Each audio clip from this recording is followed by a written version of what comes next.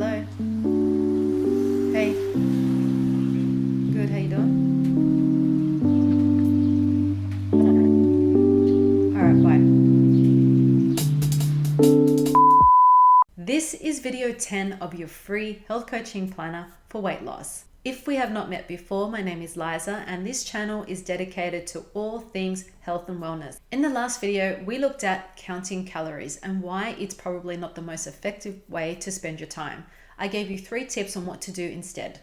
In this video, we are looking at cravings. I'm going to be explaining to you in very simple terms on what cravings are and why you might be experiencing cravings. Cravings. Did you know there are several causes of cravings, but today we're going to be focusing on 3.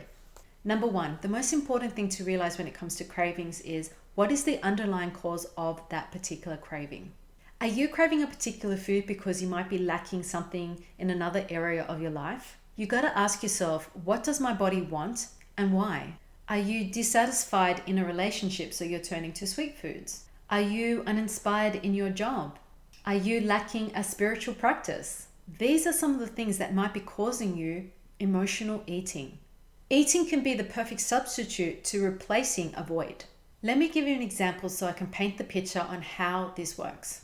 Case study number 1. Are you single, working full-time, coming home to an empty home? How do you fill that void of loneliness? Do you turn to food to fill that void? Now, using that same example, but flipping it so that it is the complete opposite, where you are in a relationship and you're coming home to a partner or a significant other, is it likely that you would turn to food for comfort or to fill in a void? Probably not. Unless you're in a relationship that you don't really want to be in, then maybe eating is your outlet. But let's hope that that's not the case for you. Number 2 is water, and water is something that we did talk about in video 7. Too much of it can cause an imbalance in your body, and too little is the same.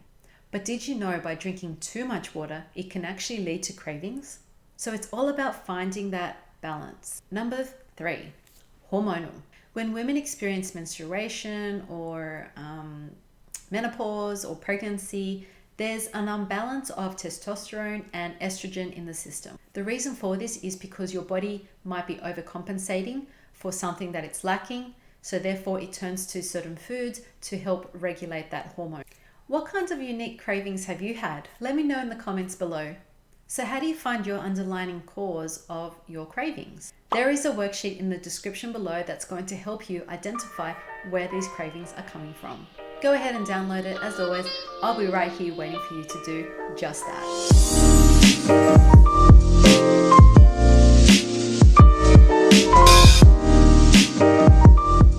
First of all, I want to point out that having a craving is not a bad thing.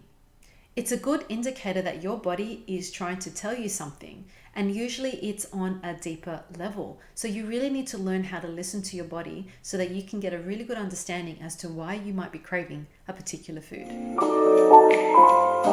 So if we delve into this a little bit more, if you're stressed, you might turn to comfort foods, and comfort foods are normally in the form of junk food. So during stressful times, your body might be craving additional energy, and that can come in the form of coffee or sugary type processed foods. Another example is if you're not getting enough sleep, then your body's going to crave energy because you might be feeling a little bit sluggish throughout the day, so you will tend to look for those sugary snacks instead. You see, the thing with sugar is that your body will eventually develop a tolerance for it. So in order to have the same effect as it did a few months back or a few weeks ago, you need to have more of those sugary products to have the same effect.